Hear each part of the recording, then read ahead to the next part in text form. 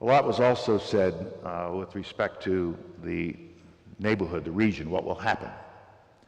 I'm not sure how much of a spillover there will be and whether it will result in wars in other parts of the region, but nobody can guarantee that.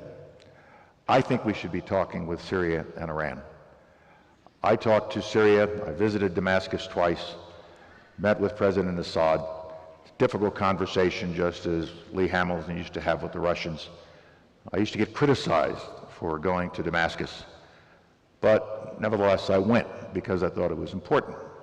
On one occasion I was in Jerusalem and Prime Minister Sharon said to me, "Colin, let's talk." Go in a private room. He said, "I don't want you to go to Damascus.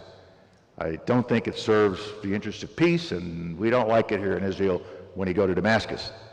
I said, "Arik, thank you very much, but I'm going anyway.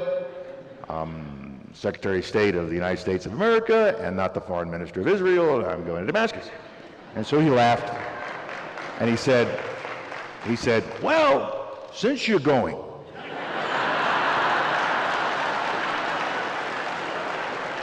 do me a favor. Rockets have started to come across the northern border from southern Lebanon. Tell Assad, tell President Assad that we have enough trouble down here. The situation is very volatile, and to use his good offices to see if he could stop it." Went to Damascus, had a long conversation with President Assad. It's always a difficult conversation with he and his ministers. But at the end of the conversation, I pulled him aside and I passed the message. And he just nodded, he didn't say anything. And the rockets stopped that night. And Mr. Sharon thanked me the next day. Diplomacy is not always out in the open, and it's difficult. As George Mitchell once said when he was negotiating the Northern Ireland Agreement, "I failed for 744 days, and then on the 745th day, I succeeded." That's what diplomacy is all about. We should be talking to Syria and Iran, and you can't have negotiations or discussions when you put preconditions down that are the results you want. They will not do it. You can't say to the Iranians, "Let's talk about your nuclear program and suspending enrichment, but I'll only talk to you if you suspend enrichment." They are not in a weakened position. They're in a very strong position right now, and they will not negotiate under those terms.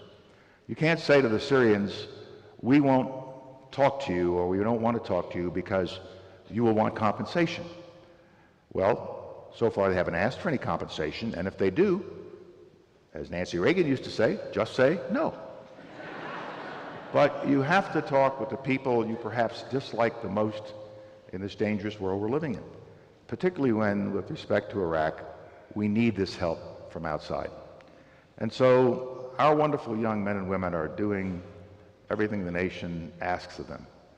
We should be so very, very proud. Tom Brokaw and I talk about this a lot. You know, it was the greatest generation of World War II that Mr. Gates was part of. I'm telling you, these kids are part of a great generation, and we should be proud of what they do for us every single day. But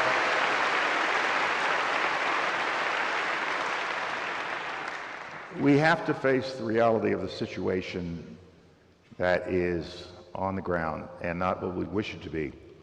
And I don't think we've done that well enough in the last several years. We had a real high when Baghdad fell. On that April morning, everybody thought it was terrific. And for several weeks after that, ratings were sky high. Everybody looked brilliant, looked terrific. And then the second phase of this war began. And from that point on, we did not respond by facing the reality that was on the ground, as opposed to facing just wishful thinking and buying into it. Now, at this point in our history and the history of Iraq, we have to face the real reality on the ground and not turn away. I'll stop at that point because I'll give this lecture